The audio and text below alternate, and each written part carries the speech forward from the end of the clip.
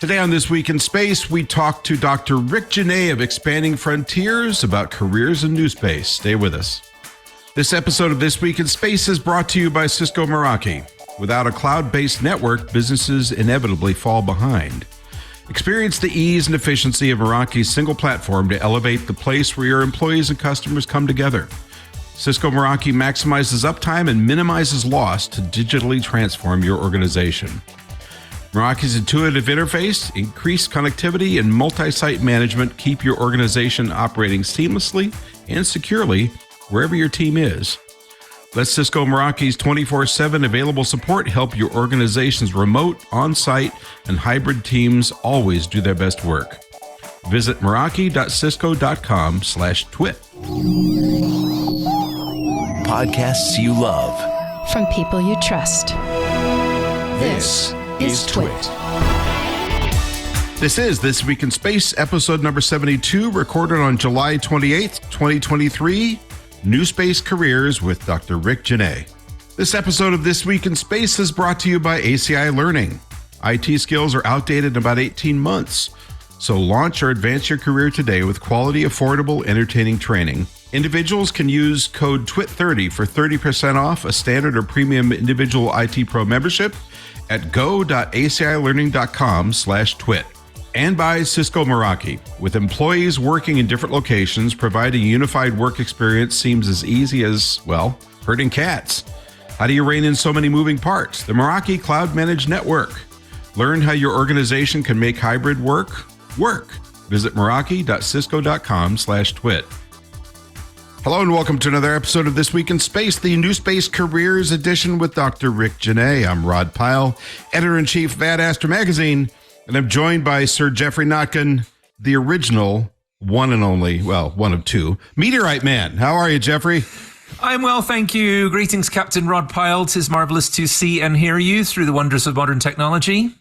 Wow, that's very smooth. Joining us today, as I said, is Dr. Rick Jenet, a dear friend, founder and executive of the nonprofit Expanding Frontiers, which I admire greatly. And thanks for joining us today, Rick. How are you? I am great, and thank you so much, Rod. It's fantastic to be here, and really excited that I'm able to share today's podcast with Jeff. Jeff, hello. It's good to see you Well, again. hello, Rick. Or should I say, Monsieur Jenet. It is excellent to be online with you, sir. All right, before we begin, we have a space joke, and I think I might have used this before because I had it queued up, Rick, when we had you previously scheduled. So I apologize to the audience if I've misused it, but it was so good. So it's a recycled space joke? Use it again. Well, kind of. So Geoffrey always comes up with the best ones because he writes his own. But I just enjoyed this one. This came in from a listener named Benji Kirk, and it goes thusly. Hey, Geoffrey. That's where you say yes, Rod, Jeff. Oh, this is interaction with the audience. This is interactive comedy. Well, I'm so sorry. I thought that was part of the dialogue. That's okay. Hey, Geoffrey. Yes, Rod, what is it? What's ET short for? What's ET short for? Existential trauma. No, because he has little legs. That's not a meteorite joke. Well, I guess it would be if he landed hard. Nice one. Oh, okay. Now yours, please. Okay. I have two. A short one and a long one. Do you want the short one first or the long one? Your pick of the winner. Okay. I'm going to do the long one first because you might be a little annoyed at me after this. And then I can hopefully get back in your good graces with the short one. Okay. So this is a planetary defense joke in honor of last week's stupendous episode. And also, I mentioned to Monsieur Jenet that I have a joke, un plaisant, au sujet de Le Petit Prince, a joke about the Little Prince. So the Little Prince was quite a famous inhabitant of asteroid B612. And one day he grew up to be the Big Prince. And he was quite successful because he had a book that did really well.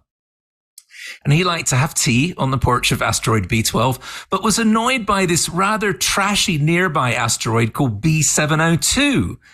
Can't something be done about the state of that asteroid? He asked one of his assistants.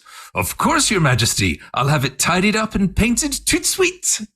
The next morning, while enjoying his tea, the Big Prince noticed that asteroid B704 wasn't there at all. "Where is that grotty asteroid?" he asked. "Well, monsieur, we tidied it up and painted it as you commanded." And the big prince said, "Did you paint all of it?" And the assistant said, "Well, no, monsieur, only the side that you can see." "Stupid!" exclaimed the big prince. "See what happens when you paint just one side of an asteroid?" And so B704 traveled away into deep space as an example of asteroid defense. But all was not lost, because Jerry Anderson used the wandering asteroid for his remake of Space 1999. I don't understand. It is an asteroid defense, Jake. It's a good story, but better than that was your attempt at a French accent. I really enjoyed that. Merci. Okay, my second very short joke. Why did the space antelope and the space deer agree to meet halfway between the Earth and the sun? Because that would put them at home on the Lagrange. Oh, well done. Because they were home on Lagrange. Oh, yay. Well done. Well done, Rod. Well played, sir. A little slow on the button there, Ant. Okay. I like the I don't understand one. As always, we invite you to join Team Tarek and send us your best or worst space joke. I guess this week it would be Team Geoffrey, but you know the drill. Don't be shy, because they can't be any worse than the ones I bring. And don't forget to do us a solid. Make sure to like, subscribe, and all that good podcast stuff for us, because we love you and we know you love us. So now on to headlines. We're just going to do 2 this week because we don't have Tarek here. First one, and we're going to be talking about this in a couple of weeks coming up. The New Horizons mission is in jeopardy. This is from Ad Astra magazine, my very own publication. NASA is debating a number of programmatic budget cuts, presumably to help support the ever-blossoming costs associated with the Mars sample return mission. But of course, SLS, Orion, Artemis, and ISS still gobble up substantial amounts. Mars sample returns passing the 10 billion mark, which is not what we wanted to hear. And as part of that belt tightening for the upcoming budget, it suggests that the New Horizons mission could be one of the big losers. New Horizons, as you probably remember, flew by Pluto years ago with a number of large revelations, including the cryodynamics on the surface, and later passed the Kuiper Belt object called Arrokoth. So in speaking to the mission's principal investigator, Alan Stern, he mentioned that he had plans to rendezvous with 1 or perhaps 2 more outer solar system objects, but the new plan from NASA is reportedly to find a new team to run the mission, which would essentially put it into zombie mode until future plans are made. And this what's fascinating about this is we're about $1 billion into this program. At this point, yearly upkeep costs about $9 million, which is kind of a rounding error in NASA terms, certainly in aerospace and defense terms. But this is one of the places they're looking to cut maybe $3 million off that number by putting in a less experienced and less seasoned team and not continuing their research into the Kuiper Belt region. So none of us are very happy about that. And as I mentioned, we'll be talking about this later, but don't be shy about reaching out to your congressional representatives if you wish, because along with some of the other cuts, we don't think it's a very good idea. And if I may editorialize for a moment, when we're well past the trillion mark on the F-35 program, gag me with a spoon, this isn't the place to be cutting funds, in my opinion. Any comments, Geoffrey? Yes, I definitely agree with you, Rod. And in part, it's been an immensely successful mission. Alan Stern is a brilliant PI, and Alan Stern is also one of the most brilliant science speakers out there, and he does so much for the field. I've had the pleasure of seeing him speak in person many times. I've actually gone out of my way to see the same talk again because he engages so wonderfully with the audience, and he really brings the science and the excitement to life. So cutting funds from an Alan Stern project is like cutting funds from all of science. He is a wonderful investment. And this reminds me of a documentary I saw a few weeks ago called It's Quieter in the Twilight, about the small group of people who are still running Voyager 1 and 2 after all these years. And it proves that a good mission can have longevity way beyond its expected time. And I would hope that that is the case, not just for this project, but for anything that Alan Stern is involved in. I'm a real big fan of his. So yes, we should speak up loudly with support. Agreed. 9 million a year is a very small amount of money to keep an important spaceflight project. 9 million, yeah. And it's interesting you mentioned Voyager, because that's about the same amount it takes to keep running Voyager after all these decades. And I've seen the Voyager headquarters a couple of times. At this point, they moved it back onto JPL property. It was not there for a while.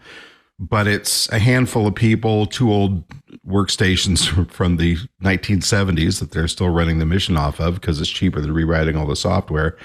And really just a very, very bare bones, threadbare kind of operation. But it works, and it works pretty well. And that's really all that the people involved with New Horizons are asking for. Rick, any thoughts? I mean, this is the kind of thing we see all the time. I've seen stuff like this happen with the ground-based observatories. And it's kind of funny because it's the same level of money you're talking about. And, there's just so much that goes into these missions or these observatories and so forth. And there's always a lot of behind-the-scenes politics that one never really knows what the reasons really are for why things are happening, especially when you wonder, it's like, well, it isn't really that much money. But yet that's coming out of someone's budget.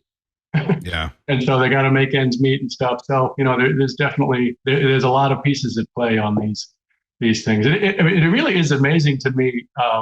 I'm always amazed that people fund that the public funds these things. And of course, the reason they do that is because people like us that go around and try to communicate this to everyone and try to get it out there, how important this is to everybody.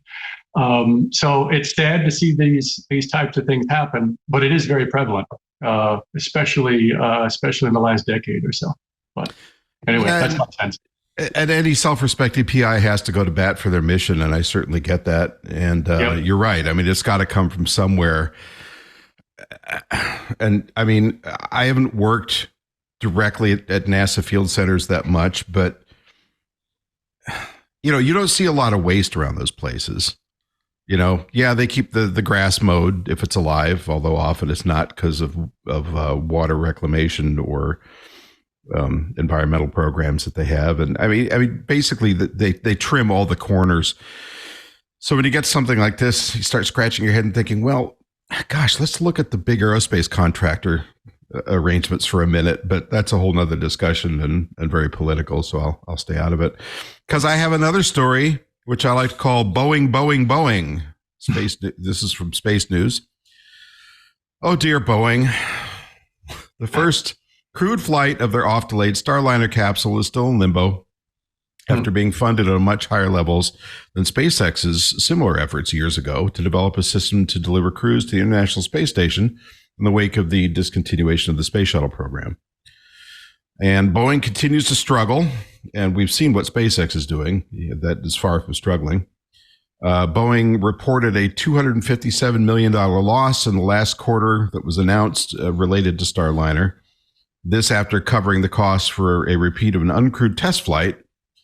And yet still a number of more problems are being uncovered. We already had the stuck valves prior to launch.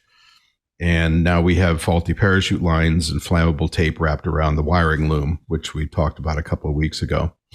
So the news here is not that so much as the fact that the date is still sliding. It was originally estimated to be happening on July 21st, but at this point it's off in the mists and undefined. And it's editorial comment here, but it's stunning to me that the company that built such masterpieces as the B-17 and the 747 and all its variants, and the SLS rocket, whatever you may have to say about it, it works, and it worked brilliantly in its first flight, is having such trouble building a space capsule that, in general terms, and this is a very broad statement, isn't that different than what we were doing in the Gemini years. Yes, it's supposed to be reusable. Gemini probably could have been, had it been handled differently. And yes, it holds more people and it's got more capability, but it's really designed to be an orbital taxi. It's not a deep space capsule. And it's just a real head scratcher to me how this can be so difficult. Comments? Agreed. And since New Horizons doesn't have any parachute lines, I think they should just take 9 million and send it over there. But you said exactly what I was thinking, Rod. The great aviation history of this company, the extraordinary aircraft they've built. I don't get it. I do wonder. Oh, sorry. Go ahead. I was going to say, I wonder how serious Boeing is taking Starliner. One does, yes. I think because they're trying to do it in a new model, right? They're trying to do it from this commercial model where they own it. And the question, I think, if I was a Boeing exec on this thing, it's just like, well, where's the business? Who are the customers on this thing? How many of these things? You mean I own this thing? Please no. It's I could see there. It's just like, wait a minute. I have we build aircraft, and I know where my customer base is, and I know if I build one, I know exactly what the economics of that's going to be. And they're looking and they're scratching their heads. It's like, well, where is the new space economy that's supposed to be giving us these flights, 5 of these a month and so forth, or whatever it is that they need to make this really successful. So I do wonder. It's like, are they really taking it seriously because they're just not sure? It's just like, well, at the end of the day, what's this really going to get us as a company? But yeah, I kind of feel like they got themselves painted into a corner with this. As you point out, seemed like a good idea at the time, but the part of the Newspace business that be using this seems to be slowing a bit, at least in terms of future planning. And yeah, one thinks that there's a reasonable chance they may fly out their contract and say, okay, we had enough. Thanks very much. We don't need more losses. We need to get back into what we do. But that's pure conjecture.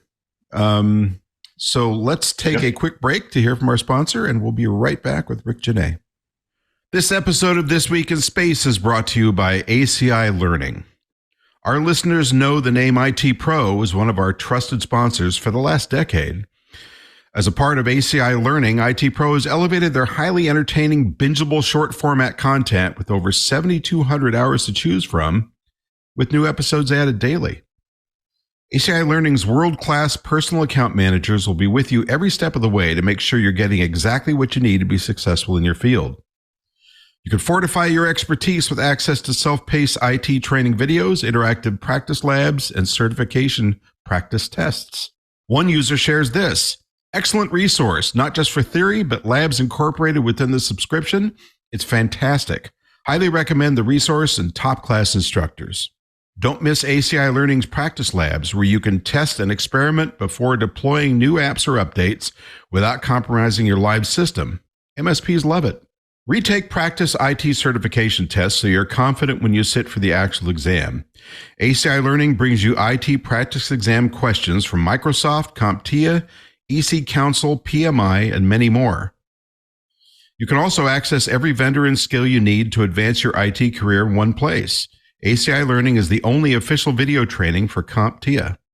Or check out their Microsoft IT training, Cisco training, Linux training, Apple training, security, cloud, and more. You can learn IT, pass your certs, and get your dream job. Or if you're ready to bring your group along, head over to our special link and fill out the form for your team. TWiT listeners receive at least 20% off on an IT Pro Enterprise solution and can reach up to 65% off for volume discounts depending on the number of seats you need. Learn more about ACI Learning's premium training options across audit, IT, and cybersecurity readiness at go.acilearning.com/twit. For individuals, use code TWIT30 for 30% off a standard or premium individual IT Pro membership. That's go.acilearning.com/twit. So, Rick, I want to talk about you a bit because we don't do that enough around here. But first, can you tell us about Expanding Frontiers, what it is, what the mission is, and how you got started with it? Because it's a great story. Well, certainly. Well, first off, I'd like to start with the why we do what we do. And the why is, put simply, we want to democratize space development. We want to make sure that space development and the advantages and opportunities that space has to offer, especially as humanity is pushing out now into the solar system and really seriously thinking about that, not just as government-led programs, but as private individuals and private companies and so forth, that everyone has the opportunities that can develop the skills they need to, if they want to be, part of this great endeavor, and especially in underserved and underrepresented areas. So Expanding Frontiers is located in Brownsville, Texas. Happens to be one of the most underrepresented area with a population that is predominantly Hispanic, which are largely underrepresented in STEM, even still. And it's basically that, basically about giving these advantages. And what we do, we create companies. We create companies around space tech. We have a Space Act agreement with NASA, with the NASA Johnson facility located right in Houston. And we work closely with them, connecting entrepreneurs in the region to NASA technologies. We work with the entrepreneurs. In many cases, the entrepreneurs, maybe they've heard the word. Maybe they know, hey, this could be interesting. I'd love to be involved in this, but they don't know how. They don't know how does one do this. So we basically help facilitate all that.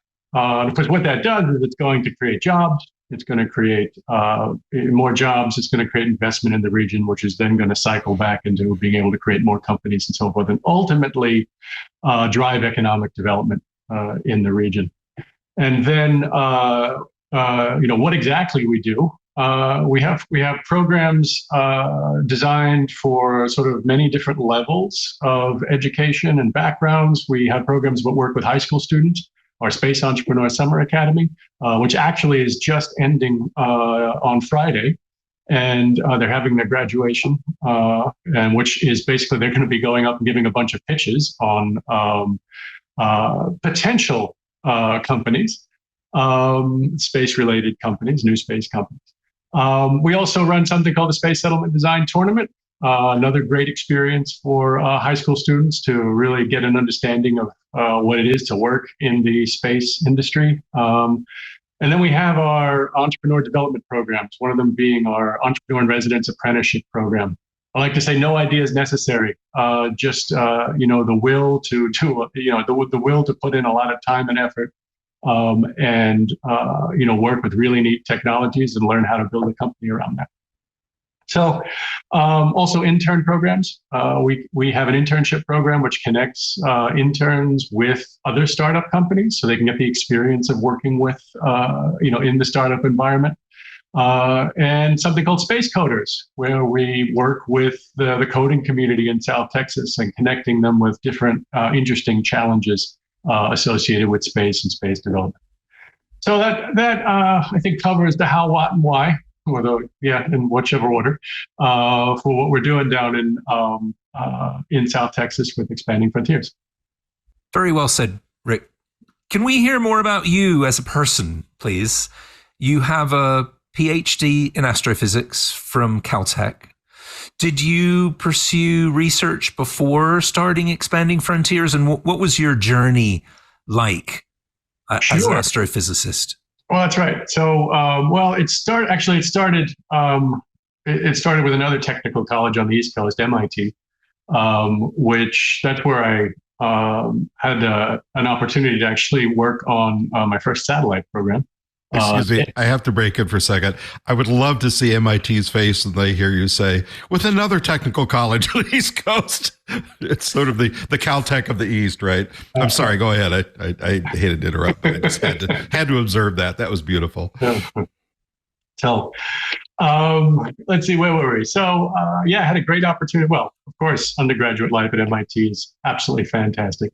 And I did notice recently in the news that, MIT is an outlier in that actually everything is based on ability and not necessarily on whether your parents went there or what your background genetically is or something like that, but is strongly biased towards capability.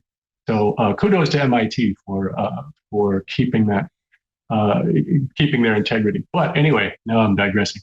You mean there's an actual meritocracy in operation? I know, it seems That's wonderful like it, right? news.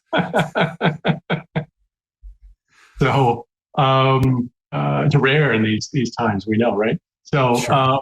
But anyway, got to work on my first space mission there, the X-ray Timing Explorer, which was a success. It lasted for over 10 years, outlasted its life and stuff. I built calibration chambers or something for that. It was a fantastic experience. And then basically got into Caltech and their PhD program. Was there probably longer than I should have been, mainly because it was just, the environment there and the opportunities and just the people that you get to work with and be around. It was so fantastic. You don't want to leave such a such a place. So, but eventually they gave me a degree and said, okay, time to leave. I went in the oil and gas industry for a while, Schlumberger, also a fantastic place, very forward-looking, very tech-oriented, as most oil and gas places are. It's where I really first saw the very deep connection between the space industry and the oil and gas industry, in the sense that both of them are filled with people that love technology and love big challenges. And so there's a lot of cross-fertilization between the two. So after that, I went to NASA JPL. Basically was there as a postdoc for several years.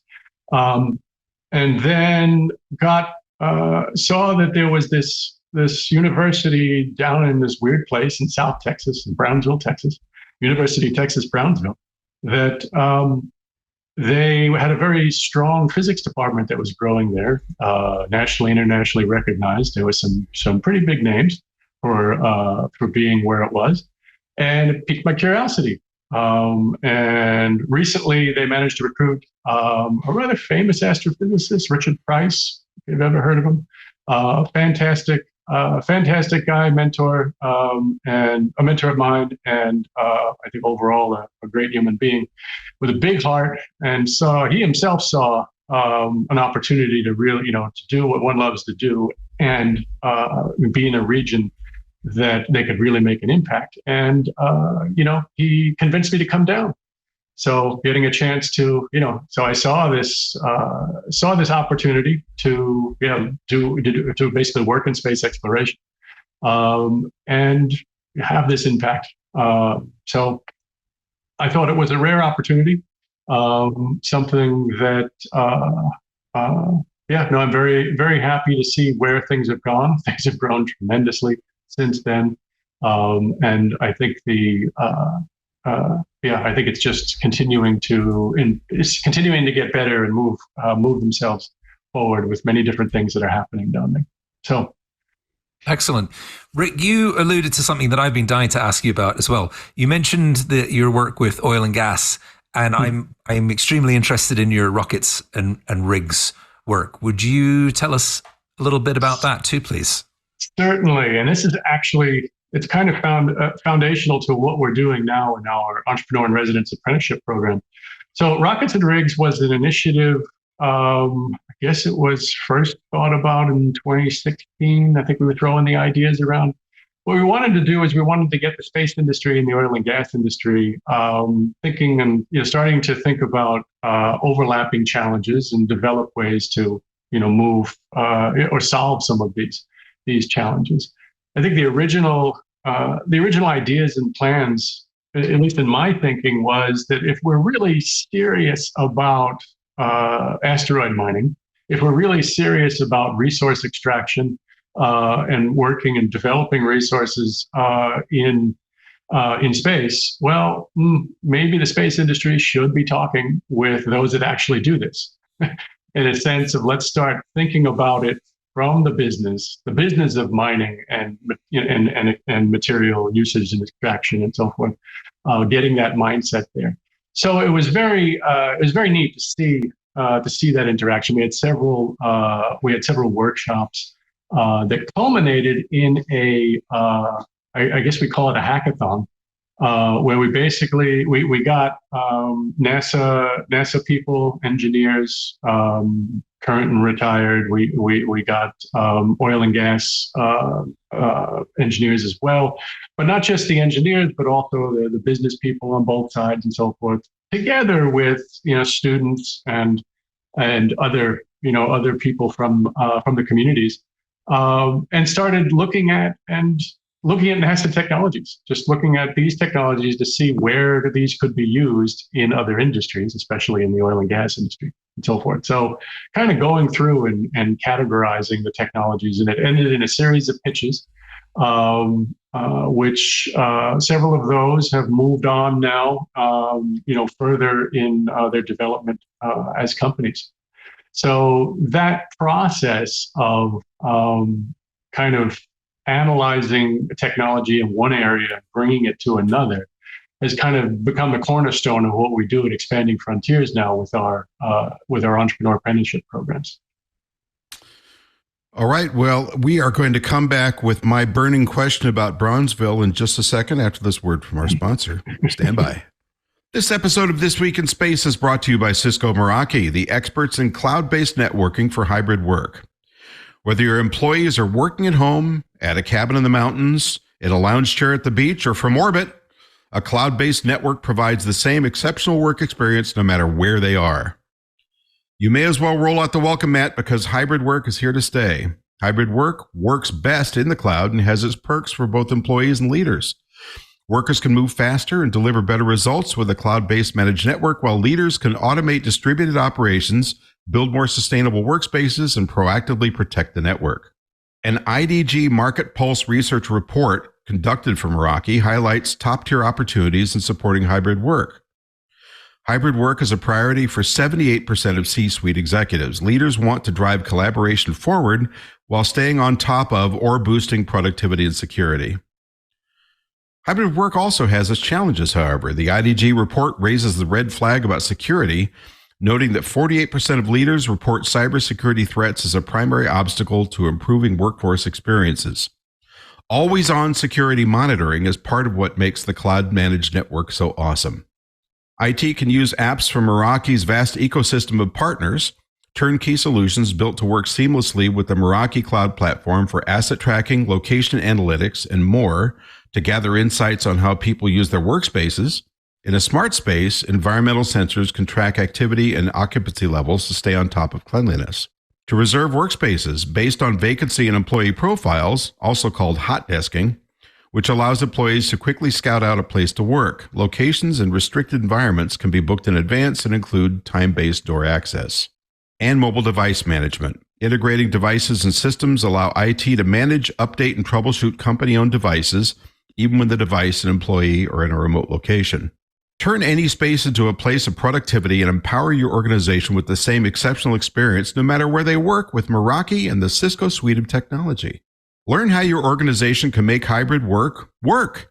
Visit meraki.cisco.com/twit. Don't you love how you stand by that kind of space mission control talk there? So Rick, to be honest with you, I hadn't heard of Brownsville, Texas before SpaceX started building Starbase down there. And I can only imagine that it was a very different community before SpaceX showed up in the region. Was that a big part of your decision making about starting this organization there? So I came to Brownsville in 2005. So long before SpaceX was considering it, long before various other industries and stuff were considering it. And that's what, and basically the idea was, at least the education piece of my work was, how do we get students involved in STEM fields? And what could be more exciting than space? So I wanted to connect the students with space exploration and development, but try to do it in a more concrete way. The thing I always saw, especially at the time, was, people would hear about Nobel Prize winners in astrophysics or any Nobel Prize, physics Nobel Prize winner, right? And if a high school student asks, so what did they win the prize for? Usually you get a graph with some squiggly lines. There'd probably be 3 lines on it, which barely understood, and some numbers on the sides. And they'd say, hey, look, this is awesome. This is why they won the Nobel Prize. And they're kind of like, well, all right, that's great. So then the question was, how do you connect the expectations of somebody who hasn't gone through 30 or 40 years of studying the science, how do you connect them with the excitement? And so that's what led to the Arecibo Remote Command Center, where we built what I like to say a fully operational command and control room on the campus of UT Brownsville, so that the students could come in. And nowadays, this is almost commonplace, right? But back then, they were able to directly control the Arecibo Observatory remotely. You'd have all the control displays, you'd have all the cameras, all of this kind of stuff was there. And when they hit, when they instructed the telescope to turn to point to a particular thing, it would do that. And all the equipment of the observatory would start to move, and it was quite a thing back in the day when Arecibo was up and running, to have this to have this direct control. So much so that there was a lot of training behind it and stuff like that, because if they mistype coordinates and stuff, it could actually damage the telescope. So they had full control, which back in the day was very rare. And it was something that inspired a lot of students. Many students from that era have now gone on into PhDs themselves. Some of them are even professors now at various universities. So it was an exciting time, and it was exciting to have that impact. So basically, everything we did was to sort of develop this pipeline, this human resource pipeline of trained of people trained with the skills so that they could participate in space development. So that, and I can talk hours on this, but that led to various programs, including the Center for Advanced Radio Astronomy, which was the first center of excellence in the region. That its mission was basically to create this clear pipeline from the high schools all the way up into jobs, tech jobs, STEM jobs, and so forth. All focused around and using space as sort of the carrot and the catalyst to make this happen. This put us in a great position that when SpaceX was nosing around, that we could actually, walk up and say, "Hey, I think we should collaborate." And that's what ultimately led to the Stargate program. And one of the first, and I think it's the only actual permanent structure that's at Starbase now, which is the Stargate facility, which is the University of Texas presence at the launch facility. So in that journey, it became very clear. I think two things became very clear. One is, of course, everyone was really excited about what was happening. And the fact that this was happening in the backyard, this high-tech things were happening, rockets were being launched or going to be launched, and so forth. It was pretty amazing. The second thing was there was this hunger to be involved, but there wasn't any clear routes. There wasn't any clear pathways to being involved. And specifically on tech entrepreneurship. Now, I've noticed that if you're sitting in New York, you're sitting in Boston, you're sitting in Los Angeles or San Francisco, and you want to learn about entrepreneurship, well, you go down to the local coffee shop, you get yourself your best brew, you sit down, and you listen to people. Yeah. And you probably have 5 conversations going on, each about different stages of their business. And their tech startup and all of this kind of stuff. And how do I approach this investor? And, what's my cap table? And how do I get this piece of technology to work? All of that's going on. That culture wasn't quite there yet in South Texas. So that's where Expanding Frontiers came in, recognizing that there was this thirst for wanting to be an entrepreneur and wanting to, it's like, well, how do I get my space company? Right. And now, EXF is all about connecting that, giving these opportunities so that they can create jobs. They can create these new companies and they can create the jobs, and so that the talent can be retained down in South Texas. So those that got their degrees in physics and engineering can use that and stay within the region. So that's kind of that's the brief history of Expanding Frontiers. That leads so perfectly into my next question, Rick. So you've touched on this a little bit, but I want to hear some more.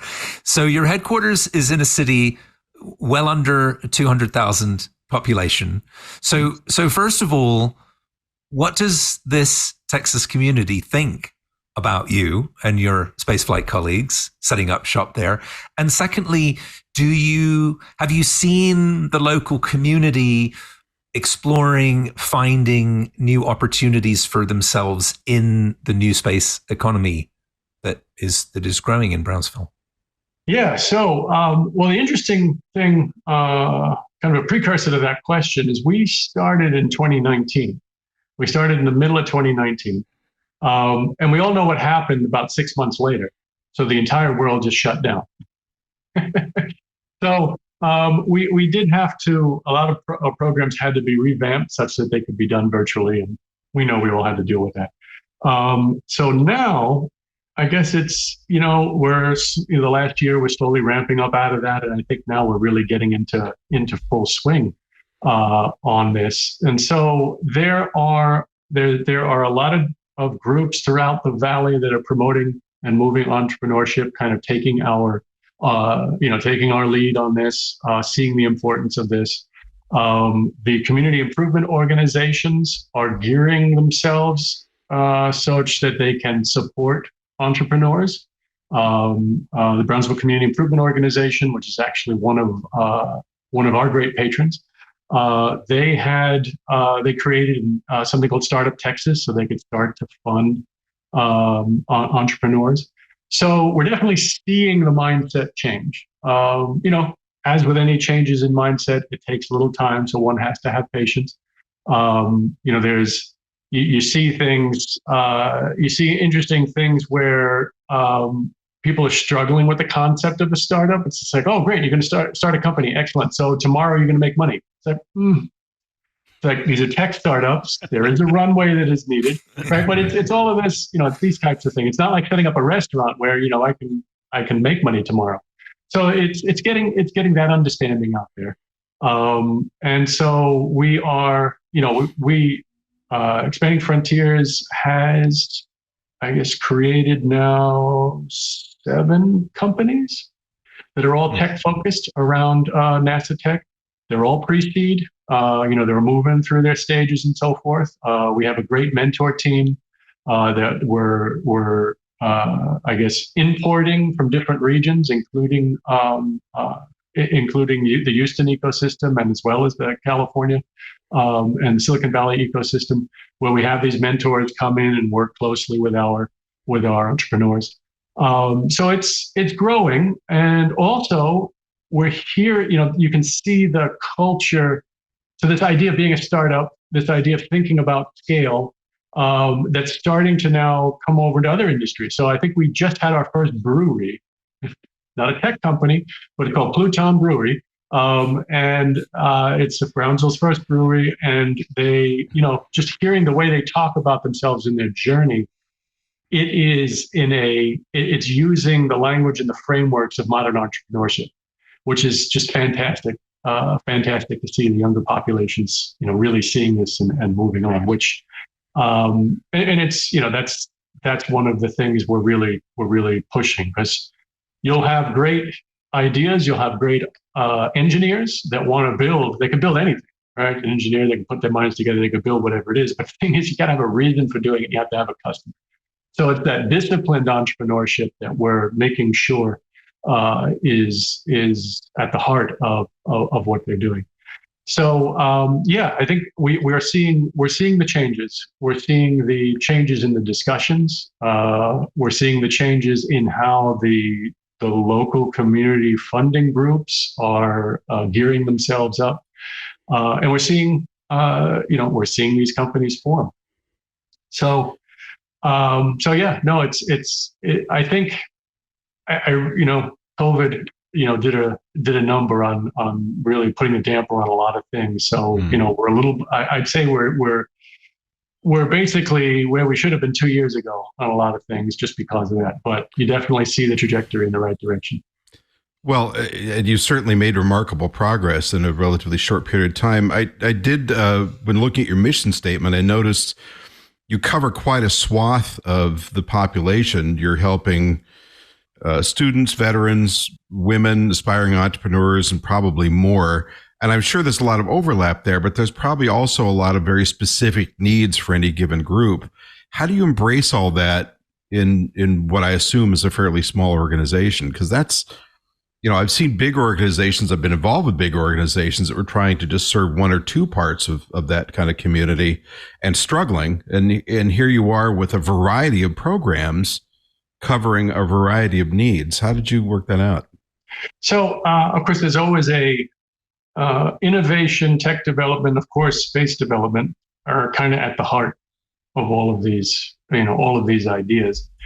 And the integration of all these different pieces, just the community happens to have underrepresented groups there. Just in and of itself, the Hispanic community is I think it's like 93%.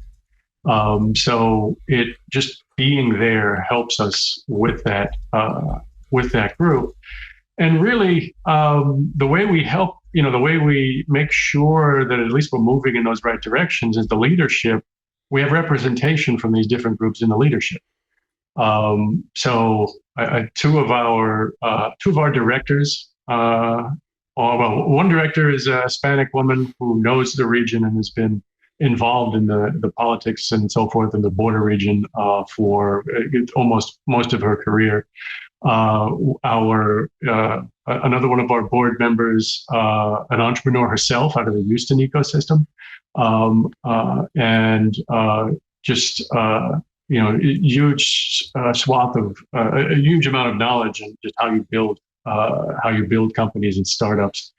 And of course, having veterans involved in our programs and so forth. So having them represented at the leadership level and at all levels, having them represented at the leadership levels makes us it makes us tune into what is required and developing programs such that we can address these.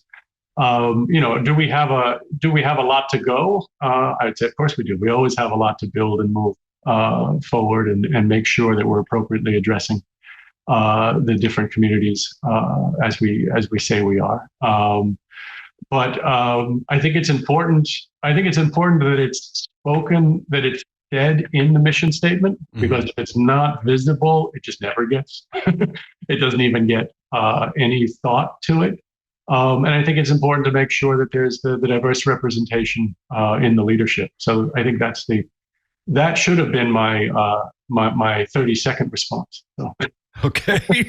Well, speaking of 30 seconds, we're going to be back with Geoffrey's next brilliant question right after this word from a sponsor. We'll be right back. You're on deck, sir. Thank you very much.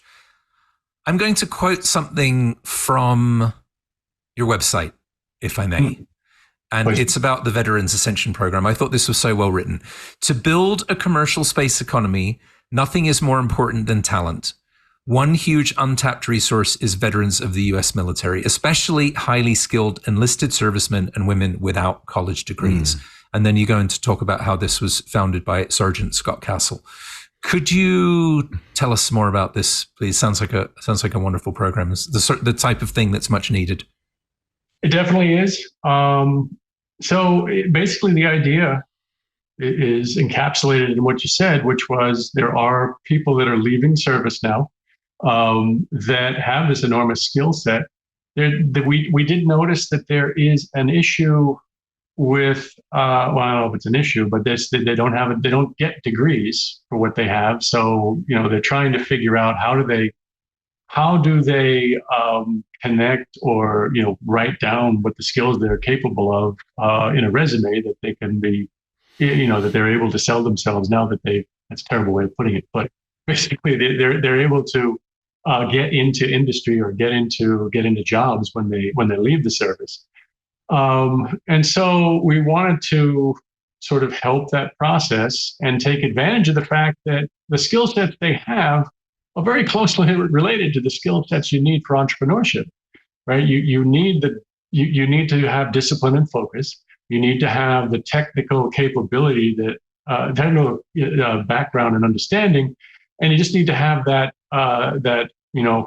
do what you need to do attitude to move things forward.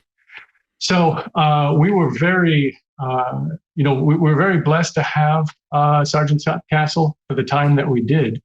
Unfortunately, he did succumb to PTSD within the time frame that we were working on these programs. So right now, Veterans Ascension, we're working with, I guess, his brother, which is an awesome guy, Aaron Castle, who's one of our entrepreneurs and so forth, to sort of help continue where Scott had left off on this.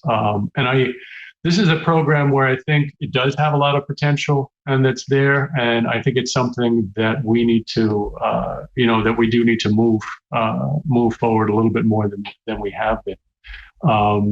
But there are definitely veterans that are involved in our programs working with us in different areas.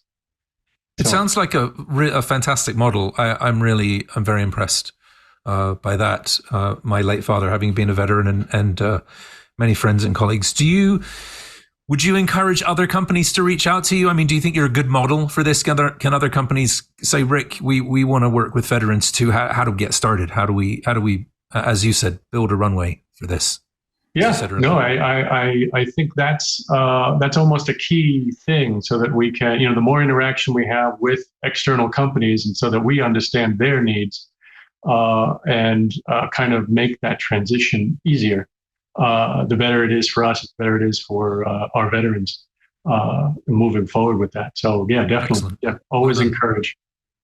Yeah, I wanted to follow up for just a second on the veterans idea. I was at a conference a few years back, and it was during I think it was in the evening, actually post-conference. We were sitting around out in the back 40, enjoying a couple of cigars and some bourbon, because I do that kind of thing. Really? I've never seen you. I know. And there was, in the same hotel, there was this large group of, I think it was Army. This is in Arizona. We're going through training exercises, and a lot of them were within 6 months to a year of finishing up their hitch. And they overheard me talking to a few of the other folks about Newspace and what was going on with SpaceX and opportunities and so forth. And, they had been kind of going through their usual kind of blustery talk, and then they got real quiet. And I looked over at them and I said, because it was two groups of us, I said, "You guys okay?" And they said, "Yeah, this is just really interesting." So I refocused the conversation onto them, and it hadn't really occurred to me till then. I mean, I had hired veterans before in other parts of my career, and I knew how dedicated and disciplined and really just with it that they are.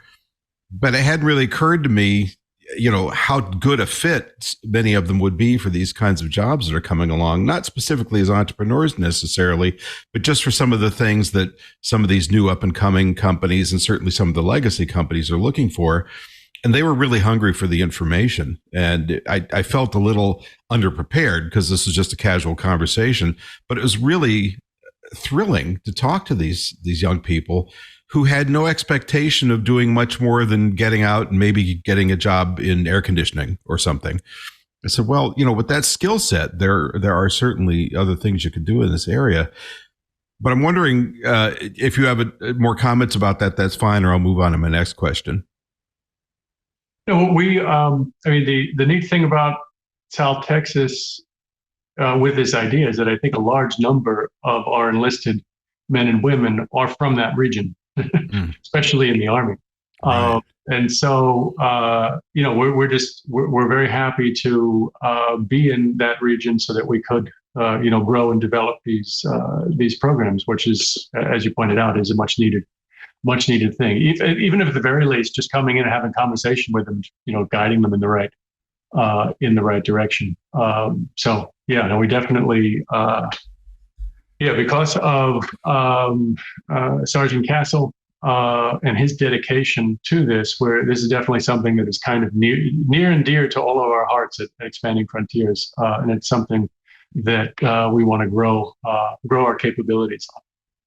So for somebody, and then I'm going to toss this back to Geoffrey, for somebody who's interested in working in Newspace or perhaps in the entrepreneur side of things, who isn't adjacent to you and isn't necessarily in an area that you would serve, do you have a broader recommendation for how to get engaged? Because I think for a lot of people that are skilled and fascinated, but not necessarily near an urban center where this kind of stuff is happening, there's probably a lot of head scratching about, well, how do I get from here to there? No, that's a great point. One is, I would say come to our website and get on our newsletter. That's the first piece. Also, there tends to be in many communities various entrepreneur centers and community improvement organizations. That would kind of be a first step, just to see, what's there in your ecosystem. The small business administrations are great resources for these. Just understanding, what is in my ecosystem to do this. But then, just looking at different resources online, there are different programs and so forth, and just, starting to understand what they're talking about. What's the what are the different processes for doing this? But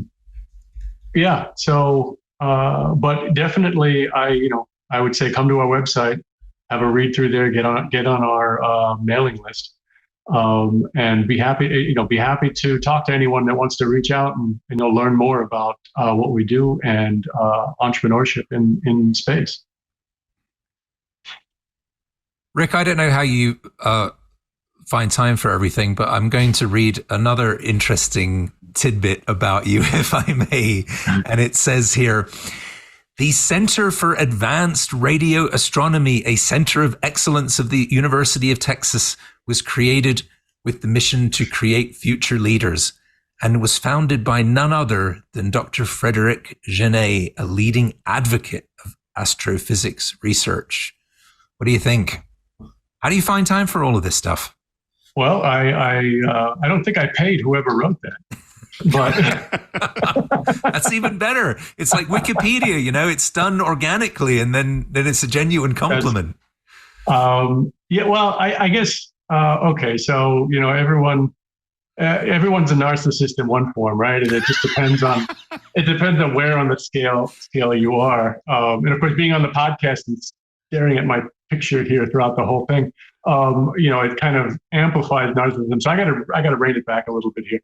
And what I just want to say that, no person is an island unto themselves. All of this it's a team effort with very dedicated people that I work with, people that, share this vision that, that we can basically make South Texas and Brownsville a leading area in space development, in innovation.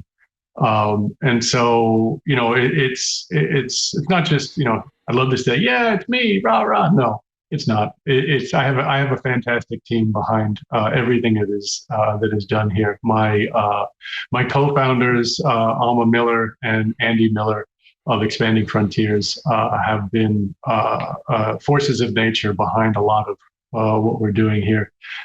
Jane Lee Hicks is also a board member of Expanding Frontiers. She's former director at the Houston Technology Center, and she has this passion for entrepreneurship that is just absolutely amazing. And she, her goal is just to make the companies that are coming out of Expanding Frontiers successful. And she puts, I don't know where she finds the time to put to do what she does, together with all the our interns and our staff at Expanding Frontiers, many of whom were at the university with me and have come over from that. They're just an amazing, dedicated team to what we're doing and the mission. So I think that's that's the real reason behind all the changes and stuff that are happening, is just this really fantastic team that we work very well together. And I'm sure I'm going to hear a lot of feedback from this podcast on them, for both good and bad and so forth from them, which is one of the important, it's what makes us work, is that we're very comfortable and around each other and telling us, okay, this is going to work, this is not going to work, and so forth. And when push comes to shove, we band together and we overcome what's needed to happen. So. Well, that's good. I think you've sufficiently deflected our adoration for one afternoon. Before I let you go, though, I did want to mention you have a fundraiser going on, which is always an important thing for nonprofits.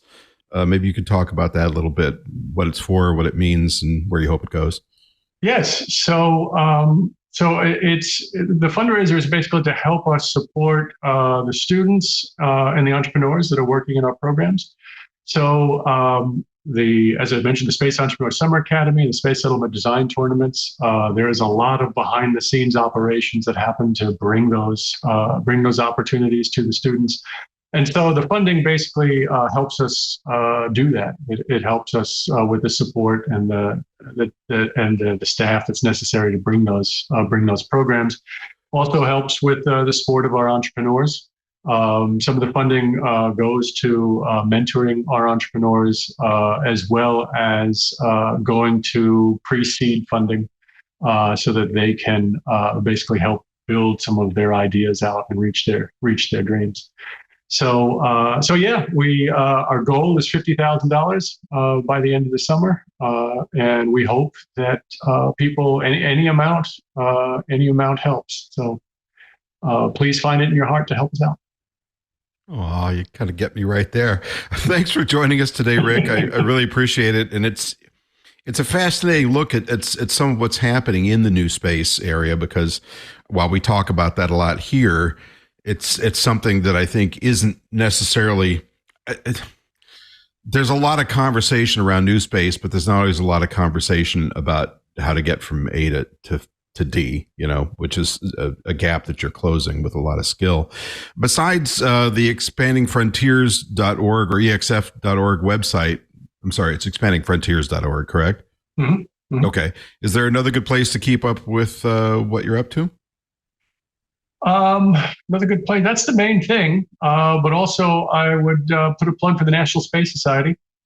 Being a board member, and I think all of us are on the call here are involved in NSS Indeed. One way or another. Yep. It's a fantastic organization that has deep roots in the space industry, and I think has great visions for space settlement and space development. And I think something that I see as a potential for NSS is to get more involved in entrepreneurship. And perhaps NSS being a major player in that connector for entrepreneurs. So we'll see how all of that goes. NSS and EXF do have a MOU together, and we're working together on entrepreneurship. So NSS is another great organization to stay on top of what's happening in space. So. And although Jeff is going to cringe when I say this, our website is still space.nss.org, but NSS.org will be redirected to that. So we are making progress. Geoffrey, where can we find you thinking up your next dazzling space joke? Oh, well, thank you, Rod. First of all, I really want to thank Rick for being such an articulate and inspiring speaker, and for your work with veterans and everything else. It's really been an uplifting and enlightening show. Thank you also for the plug for National Space Society. Rod is, of course, the editor-in-chief of our glorious magazine, Ad Astra. I am a member of the Board of Governors and a past president of the mighty NSS. And if you would like to watch me stagger around the world with a crazy co-host pickaxe in hand looking for meteorites and other junk that's fallen out of space, my old TV show Meteorite Men is enjoying a bit of a resurgence and is streaming in glorious high definition all over the world. And I am social media friendly. I am GEOFFNOTKIN, Jeff Notkin, on just about everything. Send me a hello, and I will not throw a space rock back at you, promise. Because they just fall out of the sky anyway. And with better odds than the lottery, as we noted a couple of weeks ago. Indeed. And of course, you can always find me at pylebooks.com or at astromagazine.com. And I too am on Facebook, Twitter, and occasionally Instagram. But good luck finding me there because I don't post enough. Don't forget to drop us a line at twit.tv. Let's try that again. That's twis@twit.tv, TWIS at twit.tv. We always welcome your comments, suggestions, ideas, hurled meteorites, whatever you got. And we do answer each and every email. Also, don't forget to check out space.com, our partner in this podcast, whose website is in their name, and the National Space Society at NSS.org. Both are good places to satisfy your spaceflight cravings. New episodes of this podcast publish every Friday on your favorite podcatchers, so be sure to subscribe and tell your friends. And please give us reviews. Nice ones are appreciated, but you can say whatever you like. We'll take whatever you got. And don't forget, you can get all the great programming on the TWiT network ad-free at Club TWiT, which is where this very show was birthed and where you will find some other shows and extras that are only available there for just $7 a month. And that's less than 1 gallon of fuel for my boat. So that's quite a deal. Finally, you can follow the TWiT Tech Podcast Network at TWiT on Twitter and on Facebook and twit.tv on Instagram. Thanks very much, everybody, and we'll see you next week. Oh, hey, that's a really nice iPhone you have there. You totally picked the right color. Hey, since you do use an iPhone and maybe use an iPad or an Apple Watch or an Apple TV, well, you should check out iOS Today.